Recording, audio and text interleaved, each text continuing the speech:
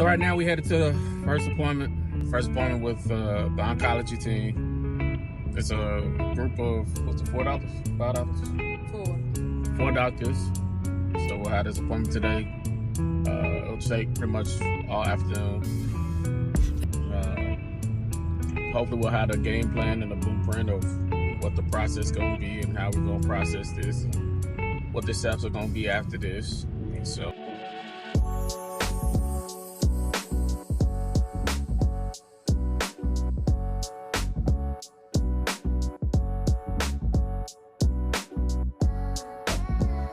So how you feeling about this appointment? Nervous.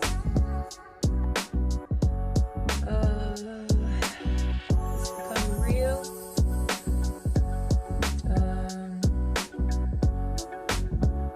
So we'll just see. We'll see what happens. See what they say. Come up with a game plan. How do you feel? I don't know. I think I've been keeping myself from processing stuff, so we just been ripping and running. In the moments I feel myself trying to process it, or I feel like emotional, I just like. Okay, well now you have time, so. No, I don't. I mean, we're gonna go in here. We're gonna see what happens, and then I guess I'm trying my best not to forethink anything and to kind of just be in the present, because I don't want to overly stress myself out for something that may or may not happen, or vice versa. So I'm just waiting to hear what they say, and then I'll take that in and process from there. But you know, I'm going through it, but I'm not going through it, right? I'm here to support, make sure you got everything you need. So that's the main thing. So well, let's go. Let's see what happens.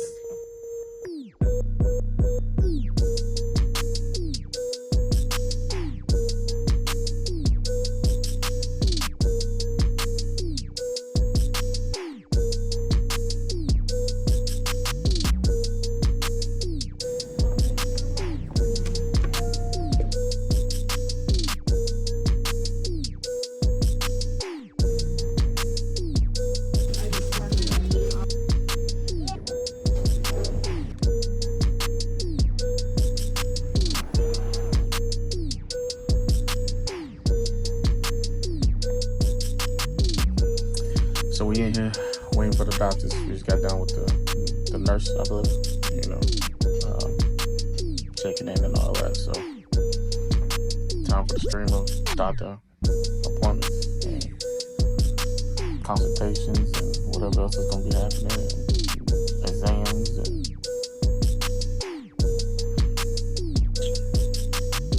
we'll see how it goes. You okay?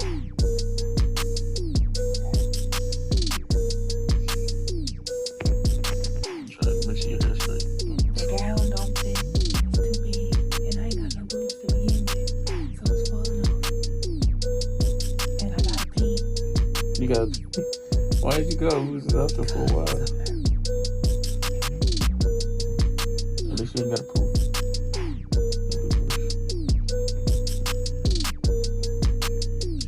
Alright. See what these doctors say. So far, we've gone through technically 3, but then we also saw the people that were under them. So we sent like 5 doctors, 5, 6 different people. We got 1 more to go. Got a lot of information, a lot of details, a lot of questions and about what's going to take place next. So, got 1 more to go. Shameika's freezing. I feel like I'm in an orientation for work or something. Just all information overload. So, we'll talk about it later. Shameika said she was cold. Brought me a warm blanket. They don't brought a blanket. And some chips. Brought us some snacks. So this is a long appointment, a lot of information, but they've been very thorough, very detailed, very nice. So far so good as far as the treatment, right? As far as how they treat us, rather. But we got 1 more, and then we'll take it in now.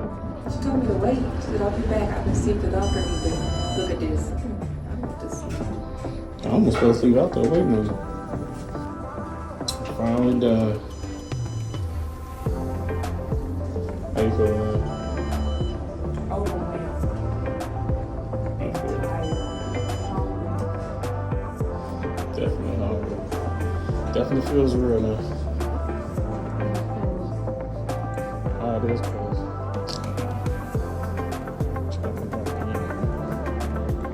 Alright, we gonna catch him up. I know that was gonna catch him.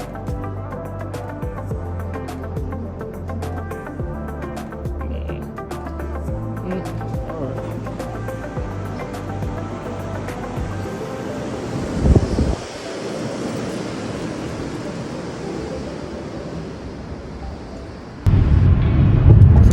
So you don't want to do the cap. I don't know. I don't watch the videos and see. And I knew when I asked about do I have to wet my hair, someone who told me no, one of the doctors. I think initially, that's what we had. So you have to wet your hair. Then I can't wash my hair. And then I can't flat iron my hair. It's gonna be wet for like the time period of the therapy, chemo. And then what? Dry it out. Can't dry it. No heat. That's no dry, blow dryer, no flat iron. I just don't know. Is all of that gonna be worth, losing 50% of my hair? When if I'm losing 50%, I still ain't gonna want to go around looking crazy, so I might as well just shave it off. That's the whole point.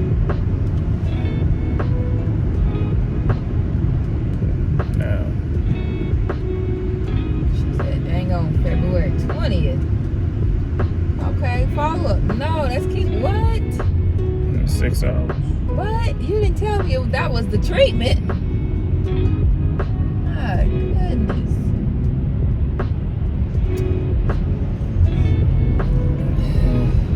So, radiation 5 days a week. I said 5 days a week for 30 sessions, and they only take. They said the appointments would take probably 30 minutes. That's it. So, I have to do that after the surgery. The long-term effects of radiation. Since it's on my left side, they said discoloration of my skin could happen. Also, my chest wall will be weaker.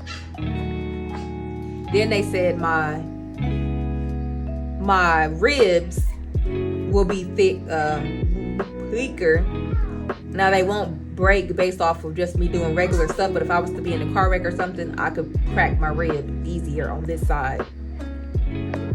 My lungs will be weaker on that side, so long term I could get pneumonia or something like that. They treat with antibiotics or steroids or something. And then the last thing for radiation, it affects your heart. So they will be watching my heart. I will have to get my heart monitored every 3 months or something like that. Because that's all on my left side. They said, now those are long-term effects. I said, well, I'm already on a beta blocker now. Will that interfere? If you're already saying my heart might be affected. They said they'll watch it. So now they want me to see a cardiology oncologist to make sure that my medicine won't interfere. So then they said since it's HER2, I have to get radiation just to make it cleared. And they're going to try and hit the lymph nodes in my neck, underneath my collarbone, and underneath my armpits. I won't have any sensation after my mastectomy because they're taking all the vessels when they take my boobs off. So I won't have no sensation. I said, for life? He said, yeah, for life. So even if you don't get reconstruction, you won't have sensation in that area. So then the plastic surgeon came in. He said, I got 4 options for reconstruction. First is nothing. I don't have to do nothing, and I could just stay flat and wear. He said downstairs in the boutique they had a bra you could buy with inserts. he said, or the second option would be an implant. The implant, he said, of course, is man-made. But he said, since I don't have any fat, he's touched my stomach, my back. He said, I don't have any extra tissue laying around nowhere. So I have to get an implant. That's my first, only option right now. If I want to. If I wanted a reconstruction, the implant would be the thing to do. And I would have to get it done during the same time that I had my original surgery. And I said, why can I wait until after radiation? And he says, no. He said, no, I can't wait because the radiation is known to affect that area and it makes the skin tight right there. And so if they waited until after radiation to do an implant, my skin might not stretch for the implant. But then he said, if I get the implant during surgery, which is what he's saying I need to do or recommended, the radiation could affect the implant and make it look disfigured. And he said I don't know, I haven't called. He said some women are okay with that because they don't have any nipples and their boobs don't sag, so they don't have to wear a bra. He said, but it doesn't look natural. And everybody can tell, or he could tell, people can tell whenever you have implants because they don't look natural.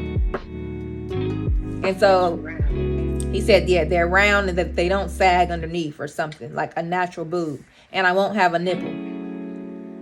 So I'm like, the more you talking, I was already on the fence about implants, but the more you talking, I'm about to be off the fence because either way, it's a 50-50 chance it's going to be messed up. I said, so then if it gets messed up, then what? He said, well, some people just leave it. Or you could take it out, is what he said. He said, now, just like a car, you have to get it serviced, I think, every 15 years. So I'll have to get it serviced multiple times, he said, since I'm so young. He said, now, he could do, have I ever wanted to downsize? I'm like, downsize what? I'm the lowest you can go. And he was like, well, I'm just asking her, have you ever wanted to increase your size? Like, no, I was only a B before.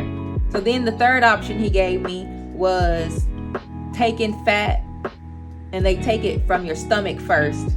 He said, that's not an option for you. You don't have no fat in your stomach. He said, your lower back, you have a little bit of fat there we make it work with, maybe. And then in your thigh, that's reconstruction. That's the plastic surgeon. Or you can take fat from your thigh. He said, now, I don't think that's a good option right now because you really don't have any fat unless you decide to gain a whole bunch of weight between now and then. And I'm like, that's not even possible. What?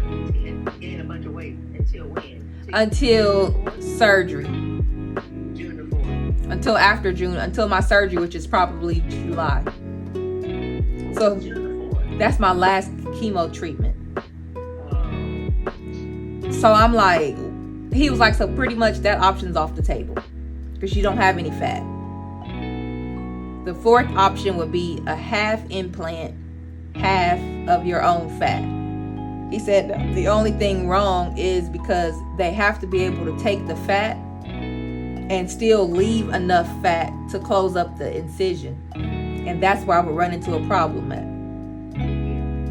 So he said the only option you have is doing the implant directly after surgery. But it's still risk involved. If it messes up, I don't want it deformed. So I said, well, when do I have to make this decision? He was like, as soon as possible, because we would like to schedule you in now, since it's going to be down the road and we have the time available to move around, versus then if you don't decide to do it, we can just erase you off the schedule, versus trying to find time to fit you in because you only have a 4 to 8 week window after surgery where you have to start radiation after those weeks. They don't know exactly what day you're going to do surgery. No, but I'm thinking if he's saying 4 to 6 weeks after chemo, there's only a certain amount of time after chemo that they have that you have to do surgery. So everything's on a timeline. So 4 to 6 weeks. So I'm thinking that'll be probably July sometime. So that's the only option for implants.